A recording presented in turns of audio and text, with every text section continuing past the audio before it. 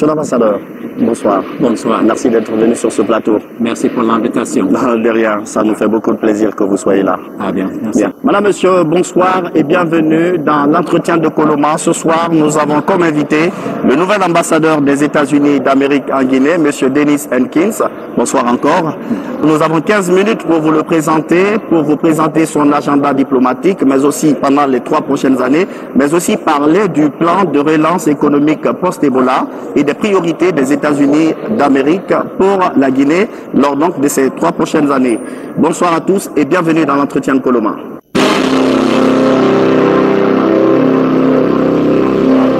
Monsieur l'ambassadeur, bonsoir, merci d'être sur ce plateau. Nous allons donc parler de votre agenda diplomatique. Vous avez eu à rencontrer le chef de l'État, le professeur Alpha Condé. Vous avez eu peut-être d'autres entretiens. Quelles sont vos premières impressions? Bon, les premières impressions, c'est que la Guinée, c'est un pays d'espoir.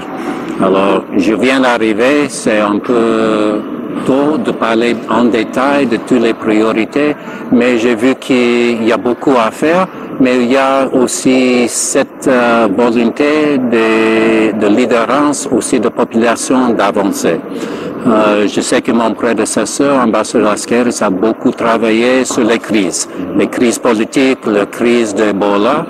Nous espérons que le 28 décembre, nous pouvons déclarer le fin d'Ebola dans ce pays et j'espère que pendant mon mandat ici, nous pouvons travailler plus dans le sens de développement, d'investissement, de voir le pays de retourner à la croissance qui est si important et avec la croissance, on peut toucher toutes les autres priorités.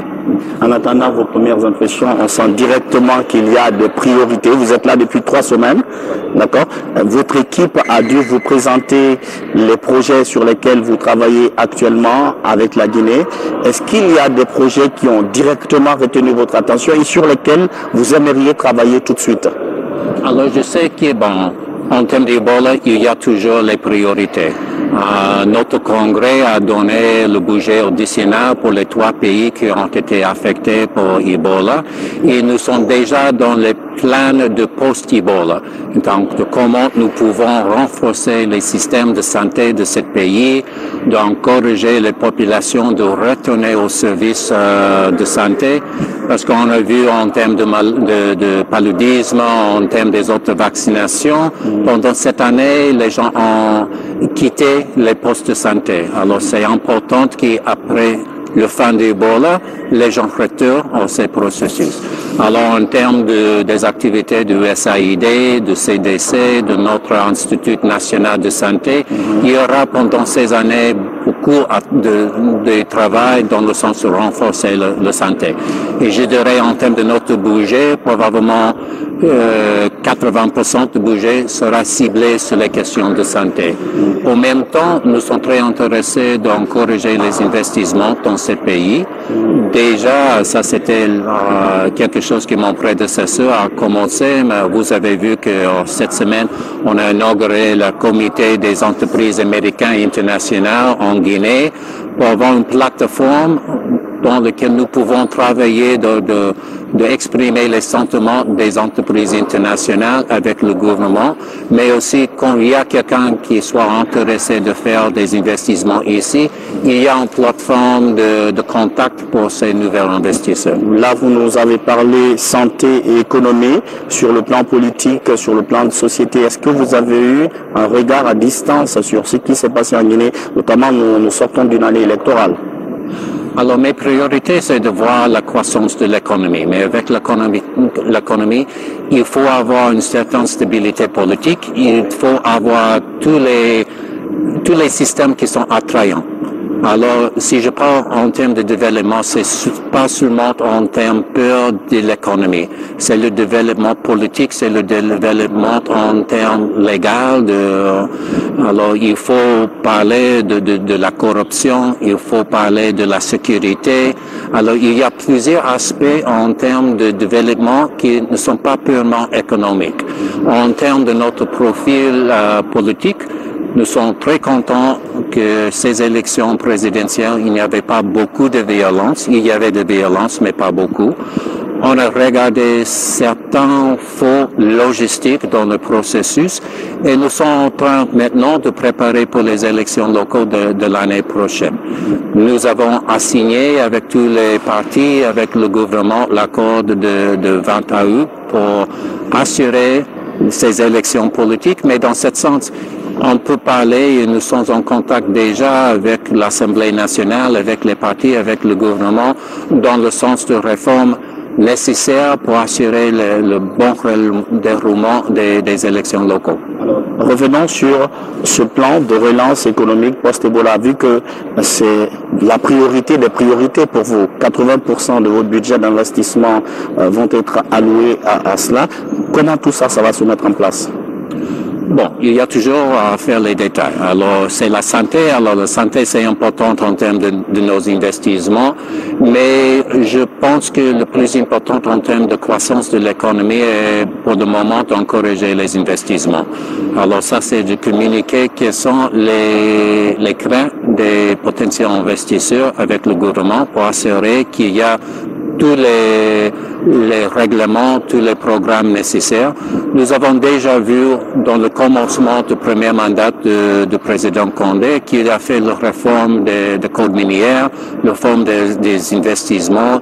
Il a créé ces guichets uniques pour les investisseurs. Ils sont tous très importants. Alors c'est de communiquer ces efforts aux potentiels investisseurs. Mais nous savons que soit des Américains, soit des autres pays, il y avait une pause en termes des entrées des investisseurs à cause du Ebola. Alors c'est important pour nous de continuer de renforcer ce système de santé, mais aussi d'assurer qu'on ne voit pas les nouvelles cas ou s'il y a qu'on peut réagir très rapidement. Nous savons qu'avec l'Ebola, c'est pas sûr qu'il n'y aura pas des autres cas. On a vu, par exemple, en Libéria, ils ont été déclarés libres de Ebola et 3 semaines après, il y avait 3 nouvelles cas. Ce que nous avons fait avec tous les pays de région était de créer les systèmes de réaction très rapides pour assurer que s'il y a des nouvelles cas, c'est pas comme avant qu'on peut contrôler ces cas. Bon, par exemple, il y a maintenant plus des systèmes de tracing, de voir quels sont les contacts avec ces événements de vaccination. On peut arriver dans la région, vacciner toutes les personnes proches de cette victime pour limiter l'effet de cette vaccination. Alors ça, c'est probablement plus réaliste de penser de la fin complète d'Ebola, parce que nous avons vu, c'est une maladie que nous sommes toujours en train de comprendre.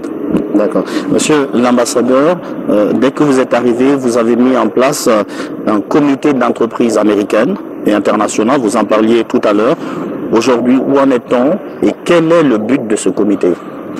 Bon, c'est vrai que, avec ce comité, l'idée principale est d'avoir des idées des entreprises américaines internationales qui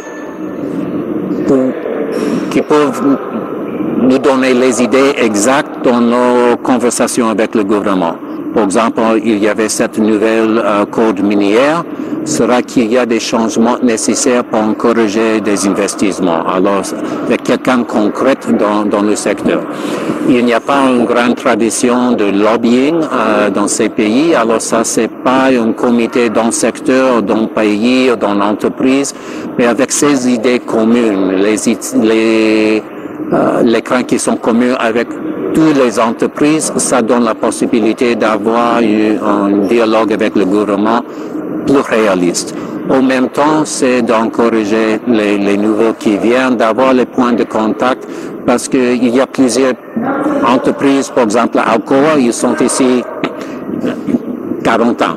Alors, ils ont déjà la connaissance de comment faire les affaires ici. Alors, ils peuvent donner les instructions, les avis aux gens qui sont en train d'arriver. Il y a des entreprises américaines, mais aussi il y a des entreprises de beaucoup d'autres pays. Comment vous les avez convaincus à vous rejoindre dans cette plateforme-là pour venir au secours de la Guinée? Parce que nous avons fait les contacts avec les entreprises avant.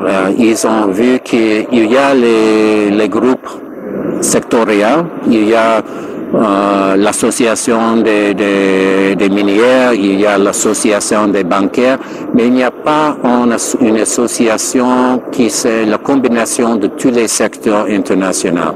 Alors ils ont trouvé intéressant, quand il y a dans les autres pays, il y a en chambre de commerce, il y a ce moyen d'exprimer les idées communes de tous les investisseurs, tous les secteurs avec le gouvernement et d'encourager les investissements. Comme vous avez dit, il n'y a pas seulement les Américains. Bien sûr qu'il y a les entreprises comme Alcoa, Caterpillar, Coca-Cola, PricewaterhouseCoopers. Ils sont là, mais il y a aussi les entreprises internationales qui sont dedans. Alors, cette perspective globale peut nous aider en termes de nos conversations avec le gouvernement.